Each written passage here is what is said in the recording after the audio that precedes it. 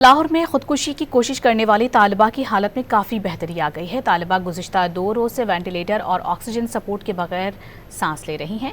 General अस्पताल में तालिबा का पीर को रीढ़ की हड्डी के मोहरों का ऑपरेशन मुतवक्के है।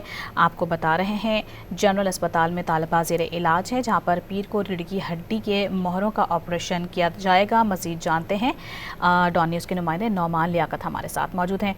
नौमान, क्या बताएंगे मज़ीद इनकी तबीयत के हवाले से? जनरल अस्पताल की इंतजामिया है, इनकी जानिब से एक बोर्ड की बाकायदा तौर पर जो ब्रीफिंग है फातिमा की सेहत पर वो हुई है, और प्रोफेसर जो फारूक अफजल प्रिंसिपल हैं, इनको बाकायदा तौर पर प्रोफेसर जोधर सलीम जो चेयरमैन के मेडिकल बोर्ड के हेड हैं, इनकी जानिब से बताया गया है कि फातिमा गुज़िश्ता 2 रोज से बगैर वेंटिलेटर और ऑक्सीजन की सपोर्ट के सांस ले रही है, और इसकी हालत पहले से बेहतर और मुस्तहकम है। जबकि फातिमा की असाबी हालत तसल्ली बख्श भी बताई जा रही है। इसका जीसीएस लेवल जो है वो 15/15 बताया गया है, और इसने अहले खाना से बातचीत भी शुरू कर दी है, और ये बताया जा रहा है कि इसकी जो सेहत है वो रोज बरोज इसमें अब बेहतरी आना शुरू हो चुकी है। और जो बोर्ड है, मुकम्मल टीम रोजाना की बुनियाद पर इसका चेकअप कर रही है, और इसकी ब्रीफिंग जो है वो बाकायदा तौर पर इंतजामिया को दी जा रही है। जी, बहुत शुक्रिया आपका नौमान।